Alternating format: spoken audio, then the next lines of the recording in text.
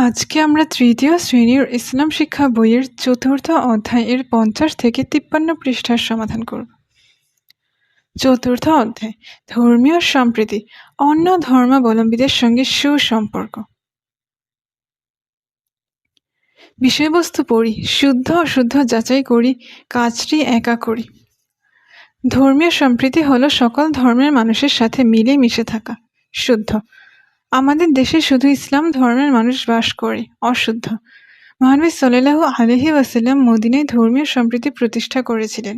শুদ্ধ, সমাজে শান্তি ও সমৃদ্ধির জন্য ধর্মীয় সম্প্রীতির প্রয়োজন নেই। অশুদ্ধ, মদিনায় ধর্মীয় সম্প্রীতি প্রতিষ্ঠাকারী সনদের নাম মদিনা সনদ। শুদ্ধ, কি কি কাজ করলে অন্য ধর্মের লোকদের সঙ্গে সুসম্পর্ক গড়ে ওঠে তা বর্ণনা করি। কাজটি দলগতভাবে করি।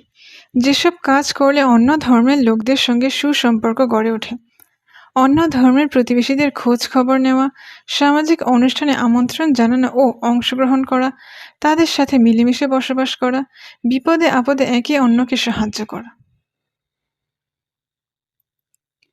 বিষয়বস্তু পড়ি, ভাবি ও শূন্যস্থান পূরণ করি। কাজটি একা করি।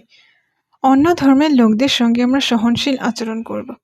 অন্য ধর্মের লোকদের স্বাধীনভাবে ধর্ম পালন করতে দেওয়া হলো সহনশীল আচরণ। পবিত্র কোরআনে ভিন্ন ধর্মের লোকদের উপাস্যকে গালি দিতে বারণ করা হয়েছে। মহানবী সাল্লাল্লাহু আলাইহি ওয়াসাল্লাম ভিন্ন ধর্মের লোকদের সঙ্গে ভালো ব্যবহার করতেন। মহানবী সাল্লাল্লাহু আলাইহি ওয়াসাল্লাম চুক্তিবদ্ধ অমুসলিমদের উপর নির্যাতন করতে নিষেধ করেছেন।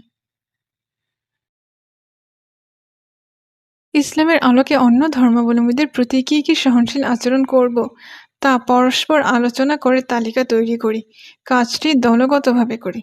আমরা যেসব আচরণ করব, তাদের সাথে তাদের সঙ্গে সুন্দর ব্যবহার করব, তাদের ধর্ম সম্পর্কে মন্দ কথা বলবো না, নির্বিঘ্নে তাদের নিজেদের ধর্ম পালন করতে দেব, তাদের উপকার করব ও তাদের সঙ্গে সুসম্পর্ক বজায় রাখব।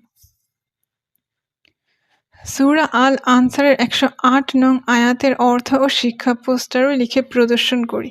কাজটি একাকী করি। আয়াতের অর্থ: আল্লাহকে ছেড়ে যাদেরকে তারা ডাকে তাদেরকে তোমরা গালি দিও না। আয়াতের শিক্ষা: আমরা সকল ধর্মের মানুষের সঙ্গে সুন্দর ব্যবহার করব, কাউকে তার ধর্ম পালনে বাধা দেব না, কোনো ধর্ম সম্পর্কে মন্দ কথা বলবো না, কাউকে নির্যাতন করব না, সকলের সঙ্গে সুসম্পর্ক প্রতিষ্ঠা করব।